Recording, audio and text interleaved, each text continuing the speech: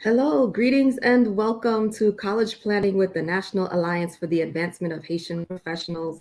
I'm Dr. Ketsia Sadler, your moderator for this webinar series, and I'm excited to be back with you all in 2023 to bring you some more informational webinars to help students make their college application process a little bit easier, to help you think about careers that you may want to venture into, and of course, talking about everything related to that process. So we're very excited to have you.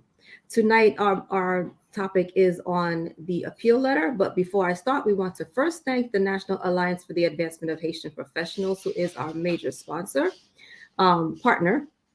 And in addition, we have Parent Matters, Golden V, and of course, College Cafe. So we're real excited that we're here this evening with you all. And tonight we have a topic that is very important to all the high school seniors right now. First of all, congratulations to all of you who have gotten your acceptances, whether you applied to one school and was accepted, or whether you applied to 30 schools and got accepted to all of them and are trying to figure out where to go. We applaud you because it's been really difficult these last 3 years dealing with COVID, the application process, the whole high school experience has changed because you were at home trying to study, trying to do applications, virtual tours, virtual interviews, test optional, not schools that wanted test scores. So we know that it has been a challenge, but you made it. And so tonight we're going to help you, especially those who are trying to figure out how to get more money for that education at the school where you'd like to attend. So I'm very excited to have Mr. Jorge Sousa III this evening, who hails from St. Augustine University. And so Mr. Sousa is the Associate Vice President of Enrollment Management and Student Success at St. Augustine's, which is in Raleigh, North Carolina. He's a native of Panama City, Panama, and a graduate of Fort Knox High School in Fort Knox, Kentucky. Following graduation, he immediately enrolled at Kentucky State University, where he completed a Bachelor of Arts degree in Business Administration and a Master of Arts in Public Administration and International Development. He's currently pursuing his doctoral degree in developmental education at Grambling State University, Louisiana. Throughout the last 20 plus years working in higher education, he's worked in various positions in enrollment management and institutional advancement and development in Kentucky, Georgia, North Carolina, and Louisiana. So I don't want to say a whole lot more about you, Mr. Sousa. I think we're going to talk about it as we go through the process. So my first question, which is not part of the questions we initially discussed, but how do you come from Panama and end up in Kentucky for college? Let's start with that first. Well, good evening to everyone, and thank you for this opportunity to be with you tonight. And thank you to the NAAHP for this platform. Well, to be honest with you, like many migrants, the opportunity for advancement. Fathers from Panama, mothers from Panama. Father made a decision to get into the United States military. So that, you can imagine, was a process for him to get citizenship and join the U.S. military. And several years later, I had the opportunity to come to the United States. And of all places, I moved to Kentucky and stayed in school there and went to college after I graduated and have not looked back since. Okay. All right. I know that's similar to my story in that I'm from Haiti and my parents came to this country and we lived in New Jersey and they were not about that commuter life. So I went to school across the Hudson River in Manhattan. So yes, this country is great for opportunities for immigrants if you want the education. And these days we're finding that there are even more opportunities for us if you want to do it. So thank you again for coming. And I'm thankful to the NAAHP for connecting us, because had I not gone to the conference in November, I wouldn't have met you. So I'm thankful for them to make that connection and expand my territory as I try to do my work with College Cafe, helping students realize their dreams and do it affordably. Absolutely. So let's start with St. Augustine. Let's talk about some of the highlights that would make St. Augustine a good fit for some students. What would you want a student to hear about and make them say, okay, I have to go visit or I have to enroll at that university? Absolutely. I'd love to tell you about it. Well, St. Augustine's University is 165 years old. We are the second oldest HBCU in the South.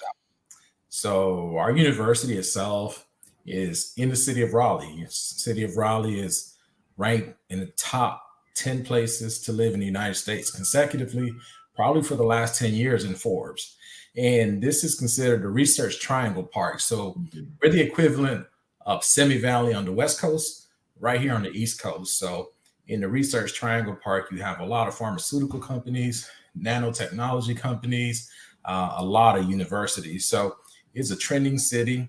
It is continuously growing, and a great opportunity for young graduates, young families starting off. So we're centered in a great place. As you know, the state of North Carolina has the most HBCU in the United States outside of the state of Alabama. So we're positioned in a place where education is a great opportunity for those seeking that opportunity. At St. Augustine's University, small student-teacher ratio. So on average, classroom size is 12-1. So on average, you're not in a classroom size with more than 25 students and not less than 12 students. So there's a lot of one-on-one attention from professor to student, to where they know our students' learning styles. They know how to best encourage them. They know when they're weak and have deficiencies in certain areas. But when we look at our academic programs, our programs of excellence are in math and science in our STEM field. We do exceptionally well with students who have strong backgrounds in mathematics and sciences, giving them opportunities as early as their freshman year to begin internships.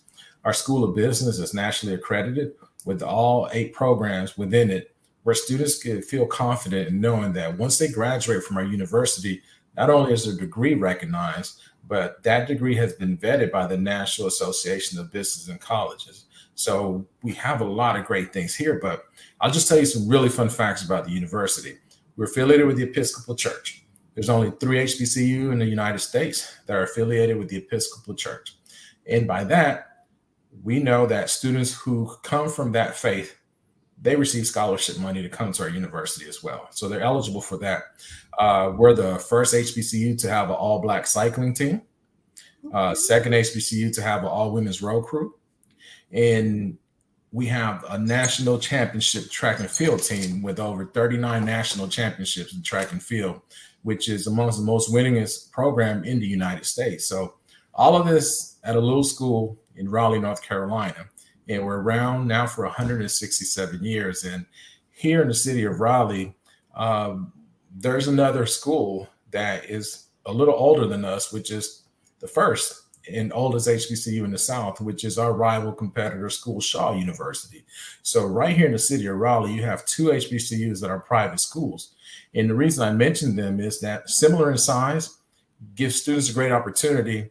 But as private colleges are oftentimes looking at how do we change the diversity of our campus, we're always looking at international students. International students come with a wealth of experience. They're accelerated in some of their academic areas, such as math and sciences. So your question would be, well, why would an international student, how could they fit here? And the reason that we know this to be true is we have some exemplary students who've gone here, graduated, and are doing exceptionally well in today's workforce. Well, that is definitely a lot of interesting information. And one of the last things you said that piqued my interest was the track information, because I know a few people whose children are beginning with track, doing whether it's AAU. So I would definitely want to let them know about that. But at the beginning, you talked about the STEM degrees. And one thing I've realized lately is that the HBCUs are about 27% from what I read of African Americans who get STEM degrees are coming from HBCUs. So for the students listening who are thinking about careers in those areas, St. Augustine would be a good place to look at. So yes, definitely. Absolutely.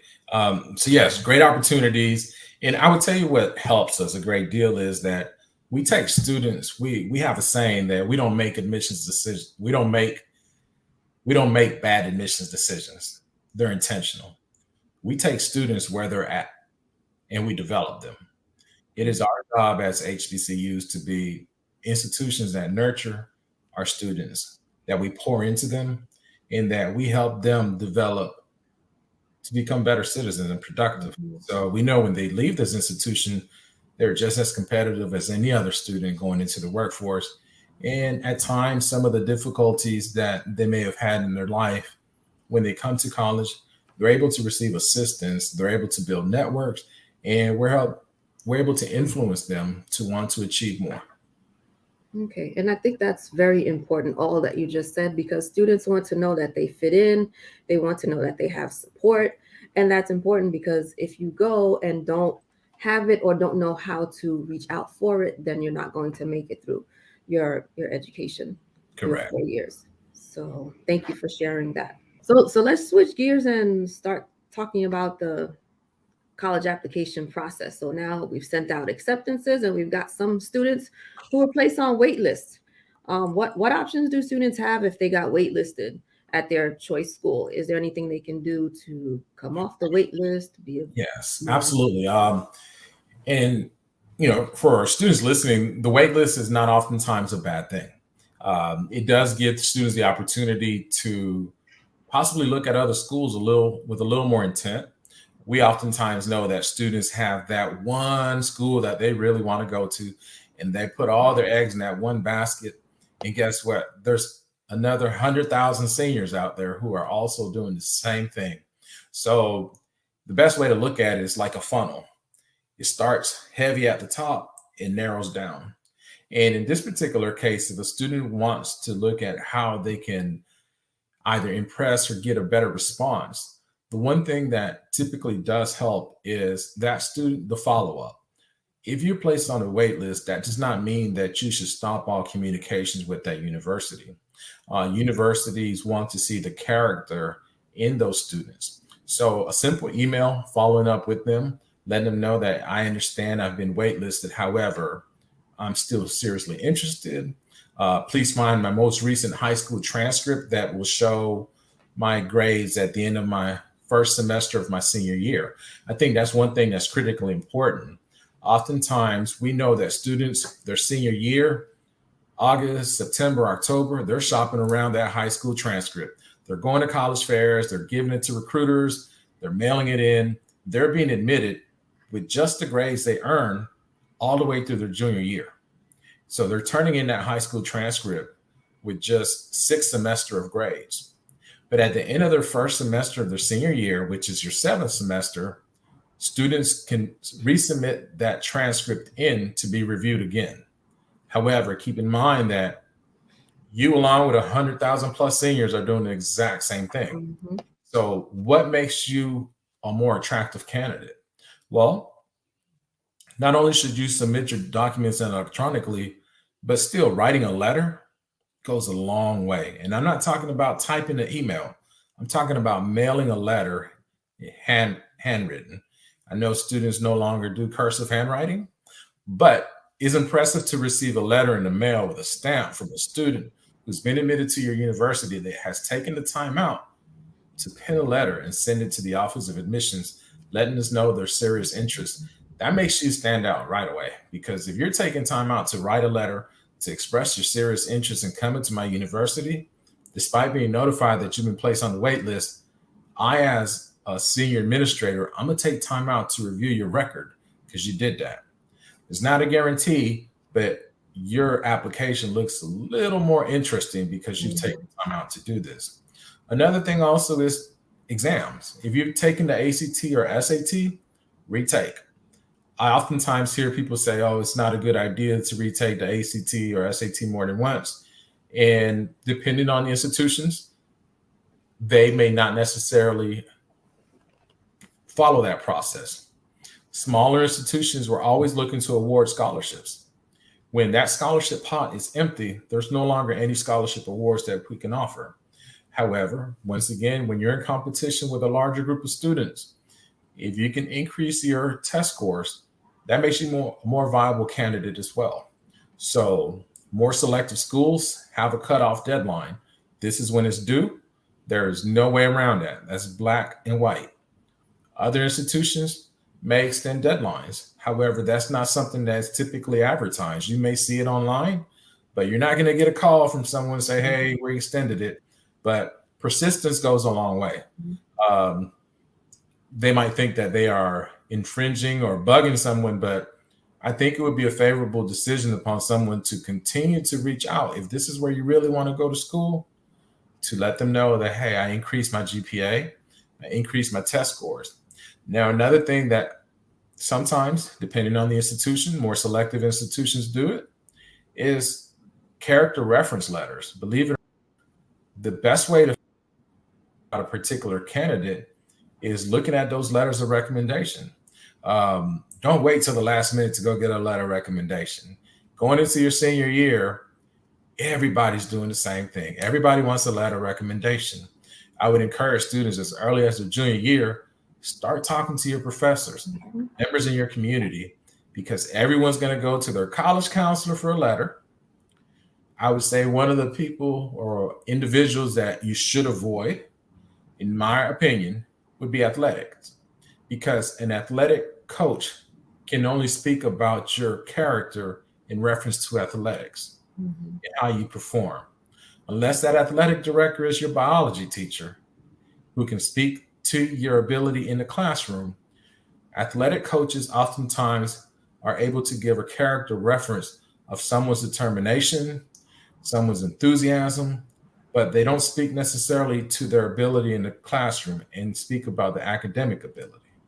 So that's a good way to kind of start beginning your college processes. Who's going to write a letter of recommendation for you? And oftentimes we forget about churches. If we attend church, they are going to give the most honest letter about a student's character. And those things help. And what you want to do oftentimes, which is very impressive, is put a portfolio together. Mail that in. We send everything in electronically. Some schools are willing to accept electronic. Some schools still accept paper. So if you're able to put together a portfolio, send your portfolio in with all these things. And it looks impressive as a candidate who is a high school student who's sending in a portfolio to get admitted as a college freshman. Awesome. Thank you. I think you gave some definite gems and information for these students, because I know it gets very stressful when you get waitlisted at one of your choice schools and now the decision is, okay, what do I do? How do I get in? So I hope our students are taking notes on what they need to do in order to make themselves a more attractive candidate to be accepted off of the wait list. So now let's move to the students who've gotten accepted. They got into their dream school or one or two. And let's talk about the financial aid award package. Let's first talk about the basic parts of the package before we talk about appealing it. Okay, no problem. So, and I'll speak of this from both aspects, as an international student and as a domestic student, because they as you know, they vary very differently. So an American or a domestic student who's been admitted to the university, I strongly encourage every student and parent, regardless if you make more money than, and you know you're not going to receive any financial aid, believe it or not, there's still grant aid that is available to these students.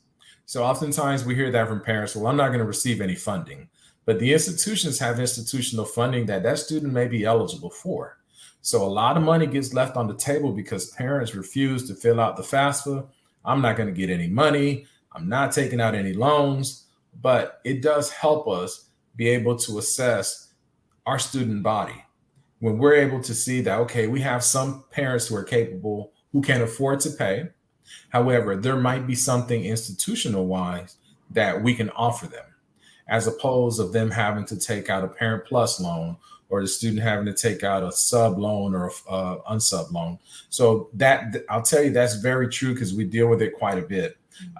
But in that financial aid process, once they've been admitted to the university, they submit their FAFSA, we're able to review and see how much money these students are eligible for, whether it's federal work study from the federal program, or institutions have their own institutional funds that they can offer students for work study.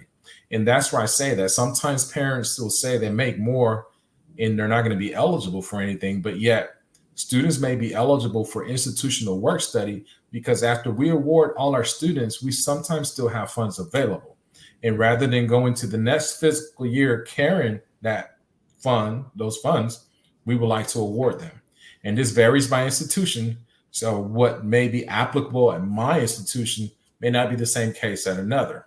Now, based off that, we also know those students, based on their academic eligibility, what type of scholarships they can receive. So we're able to contact our admissions department, get test scores and GPAs for these students, and make scholarship offers to them.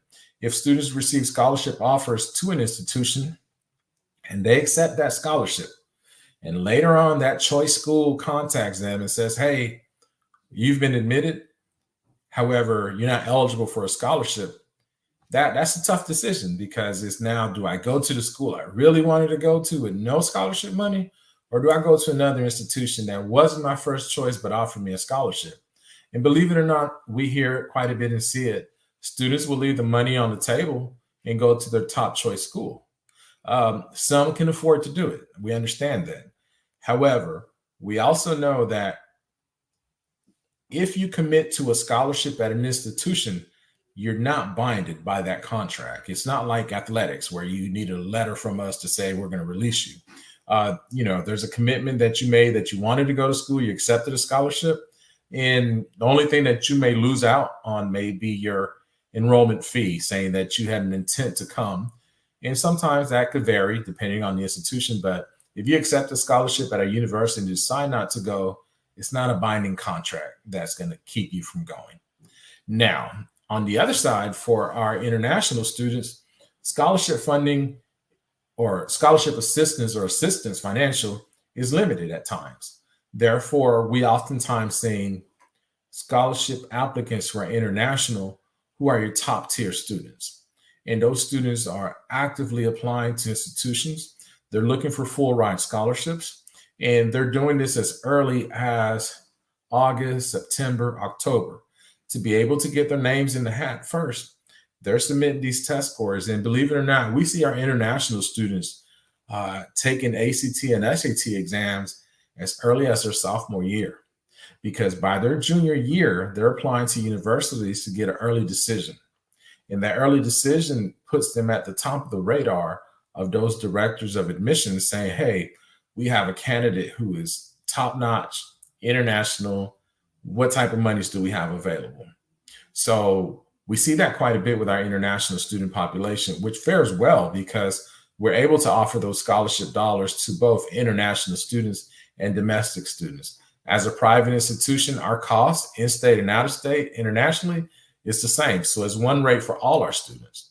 So being able to receive a full ride scholarship makes a huge difference. At our institution, we're reviewing students not only with our institutional funds, but also external scholarship dollars that they're eligible for.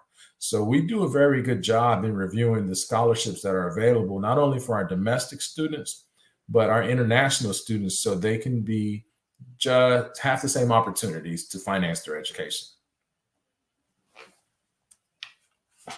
Well, I know I definitely, when I do my workshops, webinars with College Cafe, always tell parents, first of all, regardless as to how much money you think you make or what you will not receive, always fill out FAFSA, always fill out CSS if it's required for that school. Let the school tell you no. Let them tell you that you do not qualify for anything. Because on the flip side, they might offer you $1,000 or two or more. And then the part of that is with my younger son, especially, who graduated from Cornell University. I remember his either his sophomore or junior year, we got an email from financial aid saying that they had changed, or there was a change to his package, whatever. And I started getting nervous saying, what happened? Are they taking funding away? But they actually had awarded him, I believe it was like either $1,000 or $1,500. So like you said, they probably had funding that needed to get used up. They had all our financial aid information, and they were able to award it to him, which was quite helpful with our out of pocket. So we were thankful for that. And so the piece that you mentioned that students may not realize is that here in the US, you're not just competing with domestic students, you've got the international ones. And I did not realize that they start that early with sending out applications. Because when you think about it, you hear a deadline of November 1st for early decision, but there's no deadline as to how early you can send in that application. Right. So that's another thing for students to keep in mind, with our upcoming students who are juniors listening to the webinar right now, that some people are sending in their applications way before the deadlines. Absolutely. So, Absolutely. And you know, one of the things every college does, and I'll say it like this, everybody receives credit card offers at their home. We get them all the time. And the best way that I describe to students how the admissions process works is that we buy student names. It's not a secret. When a student takes the ACT or SAT, I can go by that student's name. I can look for a Black male, Black female who lives in northern part of the United States that has a GPA ranging from a 3.3 to a 4.0, that may have between a 19 to a 22 on the ACT. And I can buy as many of them as I want. And then I can send them information to their homes, and they've never heard about my school. Same way we receive credit card offers, because they're able to look our information up and send us information. So that's the one thing that I know that many of our students oftentimes don't understand, is that it's a marketing game for all of us. We want to get in front of your screens on your phones. We want to get inside your mailbox. We want to get in your DMs. We want to get in your Twitter account, Instagram, whatever it is. But this is how we learn about those students. And once those students take the ACT and SATs, even the pre-ACT, we learn about them and they learn about us. I did not know there was a pre-ACT, just like I guess the PSAT. Correct. So who's taking that one? This is kind of an aside point, but related. So how do you take that? Because most students are taking the PSAT as juniors and even as sophomores. So who's telling students to take that pre-ACT? Well, and it varies by region. So here in this area, it's heavy SAT. In the South, where I was at, in one particular area, they did ACTs. So now a lot of those, like you said, they're doing away with them. Now it's more focused on just go ahead and take the SAT. But that was that preparation for those students to kind of become aware and familiar with what is out there for the actual exam that they have to take. But now more and more they're getting away from it, and they're actually encouraging students to go ahead and take the actual exam.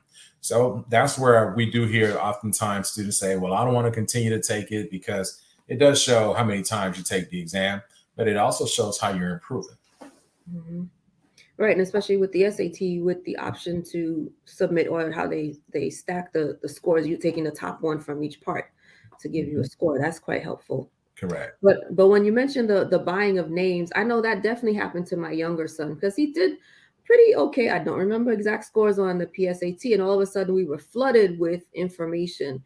And with Cornell, the Bergen County Alumni Association invited him up to visit the school. He was set that he was going to attend Syracuse, where his brother had attended, but Cornell offered him the opportunity to go up there and visit overnight, and he fell in love with it and scored enough and did well in it, and sent an application in early as well. We didn't do early decision, but all of his applications, like his brothers, were submitted by the middle of November. So I always say that getting it in early was probably what prompted him to get that acceptance to Cornell that year, because on paper he was definitely a strong African-American male student. Mm-hmm. So I always encourage students, be early with the applications. Definitely be early. Okay, so we've talked about the financial aid award letter. Students have gotten their award. And so now what happens if your dream school is not giving you enough money? How can you appeal that process? What is the process to appeal the package? Okay, so depending on the institutions, in some institutions, they'll do their first round of awarding based on what the EFC, that expected family contribution, on the FAFSA states that they're eligible for. They're going to do their first round of awarding, and they're going to award all students. If a student feels as though that this scholarship award or this awarding fund or the amount of money they've received is not sufficient, I would definitely encourage the parent to be a part of this. Many times our students are doing this alone, and our minority students especially are going through this process on their own, and they're not as well as informed.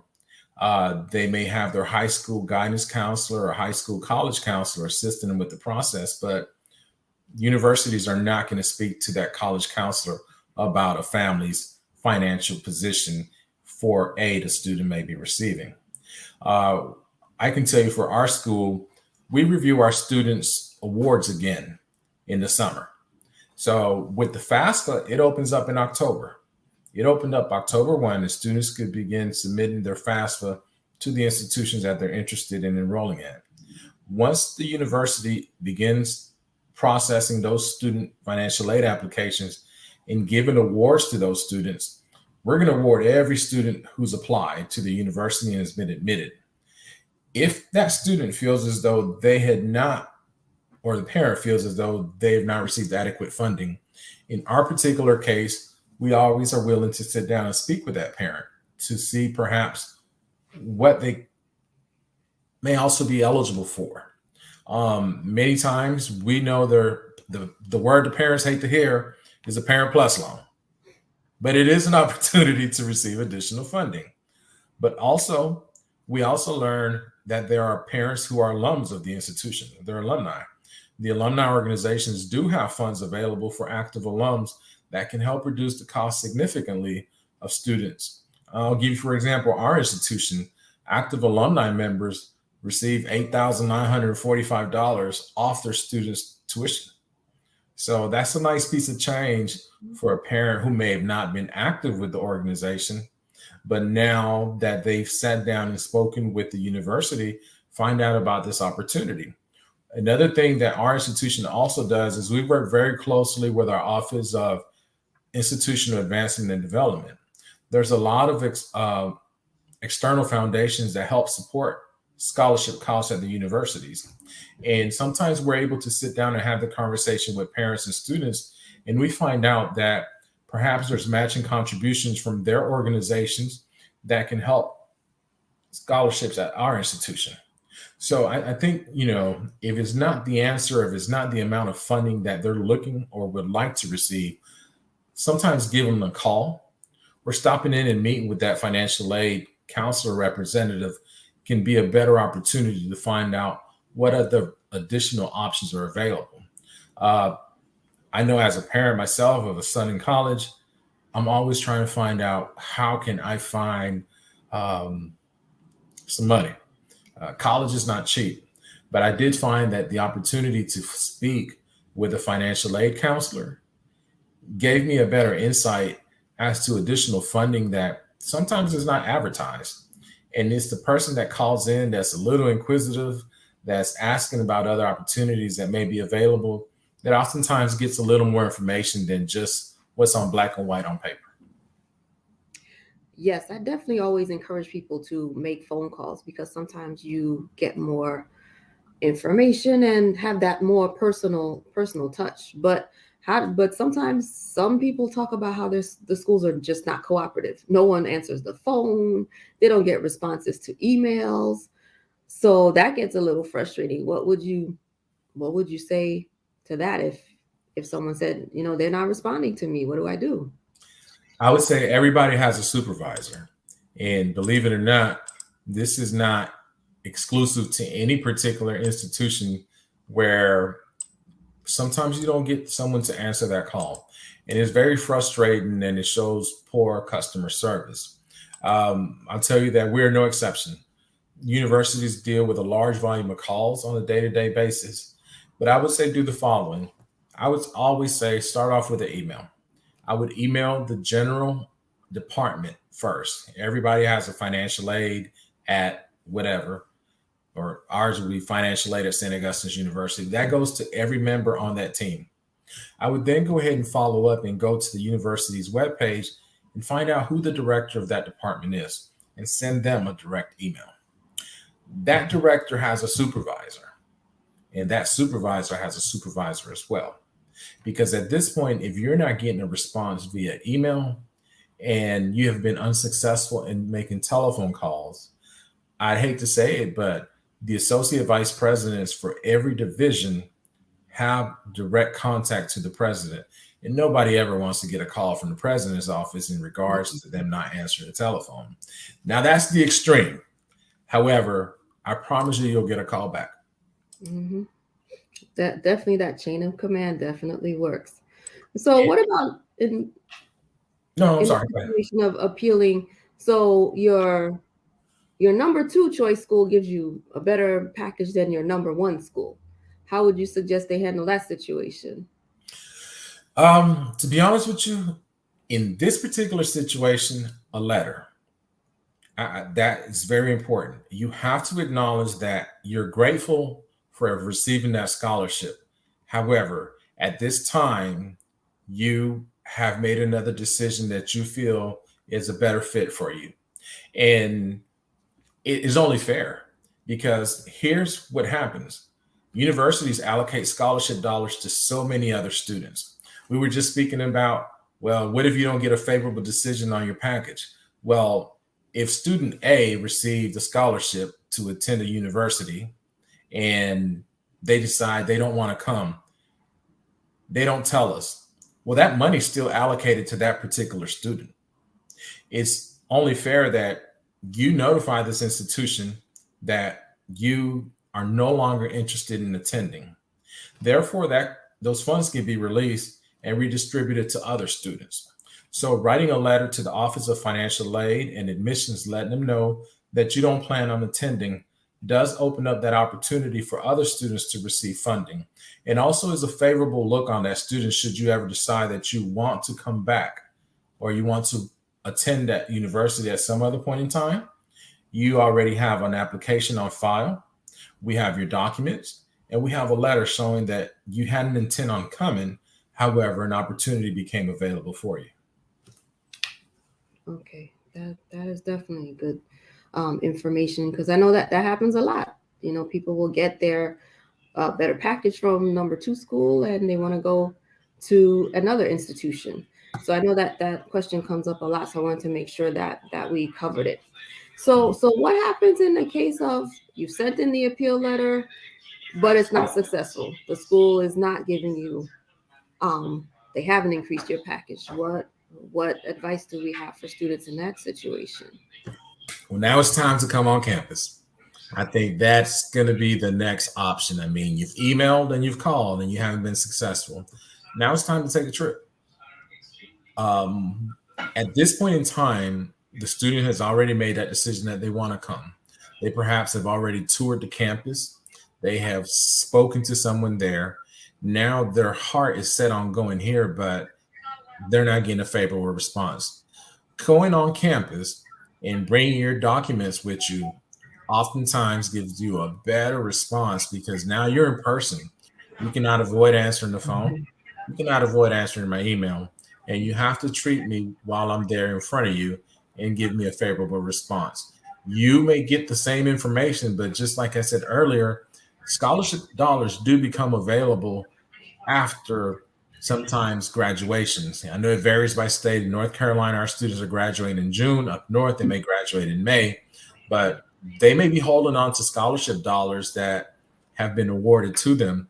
However, other offers are made to them, and they may decide to relinquish that scholarship offer and go elsewhere. So going in, sitting down with them, asking them, hey, have any students declined or rescinded their scholarship offers that I may be eligible for? And especially if you have a good GPA and test scores, we want those type of students. So we will find money. A university that wants a quality student will speak with their Office of Development and Alumni Affairs. Sometimes the department majors have scholarship funding. Mm-hmm. So going on campus sometimes offers a better opportunity to find different opportunities available. Okay, I think that was a question someone had in the chat, so I'm glad we went to it, because I think people sometimes don't realize that the college visit is so important. Actually, coming on campus, even after you've done the visits when you were touring the schools, is so much more important because you get more information. Now you're an accepted student, so it makes a lot more sense to come now when you're saying, okay, this is the place that I want to attend. So I think we've covered all the questions that we had with the appeal process. Do you have any more information, Mr. Sousa, that you'd like to share with our students, parents? Yeah, I would say for parents especially, I think that the one thing that we have seen because of the pandemic, if I can paint this picture for any student who is about to go to college this upcoming year, if we think about that particular student, that student has spent 2 years online and has spent 2 years in the classroom. The previous class that started this fall spent 2 years online and 1 year in the classroom. And we've heard it from several places that online learning was not a great experience for our students. I would definitely encourage any student who has the opportunity to go to college on campus to take classes face to face. The delivery method is far more engaging. Student and professors have a great interaction because COVID has shown us a lot. It made us prepare.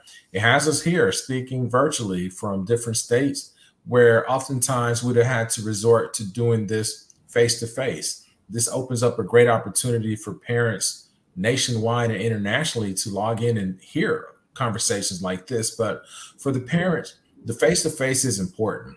That conversation with a university administrator face to face is far more effective than an email or a telephone call because the sincerity of a one on one conversation opens up an opportunity for maybe additional opportunities that perhaps would not be received via email or a telephone call. Okay, thank you for that information. So there's a question asking if you should include your current transcript with your appeal letter. Yes, that's not a bad idea because what you want to keep in mind is that if you submitted your transcript in August, September, October, November, it only had your grades up to the end of your junior year. If your high school does provide transcripts at the end of your midterm, it'll show how you're faring. That's a good indicator for the admissions department to be able to kind of look at where you're currently at. And some admissions department can kind of determine where that student will finish up at. We can kind of gauge if this student is on track to increase their GPA or if that student is going to stagnate or if that GPA may drop. So yes, to answer that question, it does give you a better opportunity to update your academic profile in the admissions department. Okay. So, but what if the student, let's say they decided to take 1 or 2 AP courses, but the grades aren't looking as good as they'd like them to be? Would that work against them? To be honest with you, depending on the institution, more selective institutions may review that a little differently. Well, we use my university, for example. When students are submitting into us their AP scores or the AP test scores, we're taking a look at the transcript and we're seeing the trajectory this student is on. If they've been an AP student all 4 years of high school, we know that this student is going to finish off their year, perhaps passing all of their classes because we've seen what the track record has been. Mm-hmm. However, this is where those those letters from high school guidance counselors, professors, they can speak to that. AP professor who is writing your reference letter can say that this is an update to the previous reference letter that I made for Jane, and Jane has been dealing with such and such, and kind of gives us a little more insight. That's a plus for us because we know now that this professor has a vested interest in this particular student. And when the admissions counselor or director receives that, and we're looking at this student who could potentially be in our honors program, and for whatever reason, whatever the setback is at that time, that character reference letter paints a better picture for us to where we won't be so judgmental based on what we're looking at. Gotcha. Okay. So I want to go back to the point you were making regarding alumni parents with schools. So I guess that goes to say that provided that you had a good experience at your school, that you should remain active. So, and I guess that runs the gamut of whether you're still contributing funding to the school or sitting on some type of board. So, but how do you stay active as an alum if you're living in New Jersey, but you went to school in California besides donating money? Well, every university has some form of alumni involvement. You can participate as an alum in recruitment opportunities. Our universities recruit nationwide and internationally.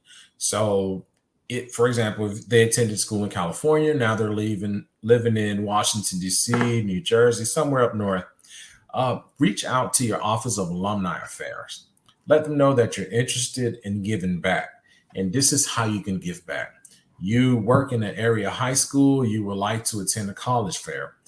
Universities will be more than happy to send materials out to those alums to set up a table and have their university present in an area that they may not actively be recruiting in.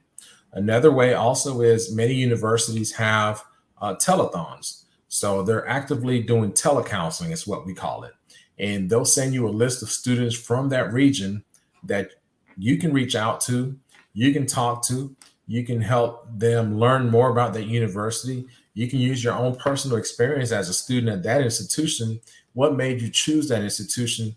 And oftentimes, hearing it from someone who attended that university can have a far better impact on a student than someone who did not or who's not from that area.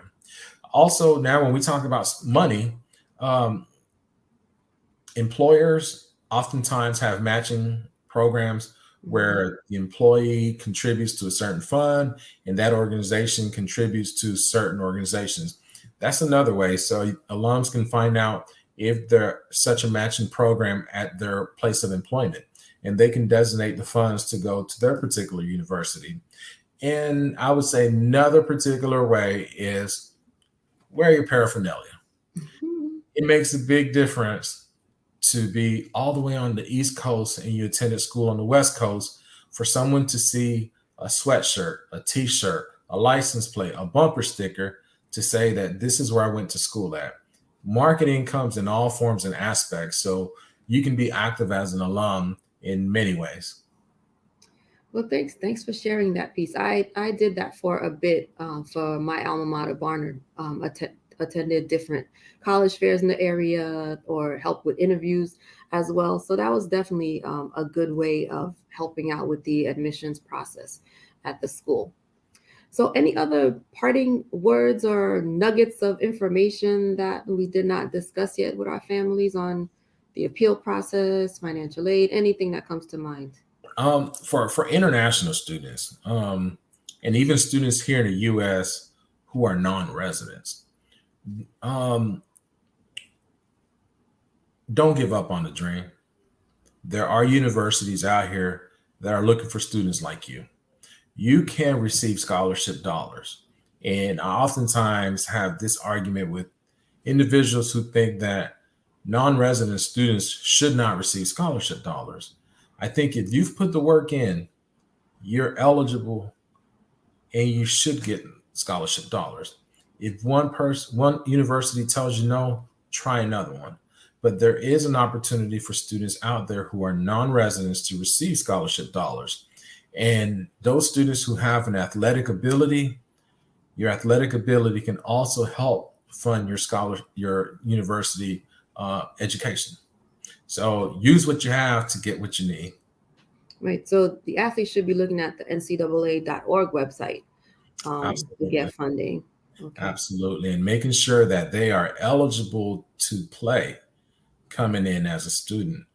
I've seen cases recently where we have students who've gone to college and just to find out that they're not eligible to participate because they didn't have enough credits. Wow. So that's a bad look. Very disappointing. Mhm. Very disappointing. Well, I want to thank you, Mr. Sousa, for spending this time with me to share with our families. Like I said, I know there are a few people who are at that point where they're trying to figure out where am I sending my child because I do not have, let's say, 60,000 per year, so $240,000 just sitting waiting to pay for an education. So hopefully all the parents got information that they can share with their student and make it a family affair. So thank you again for joining us. Thank you to the NAAHP for being our lead partner in this program, and to Golden V and Parent Matters and College Cafe as well.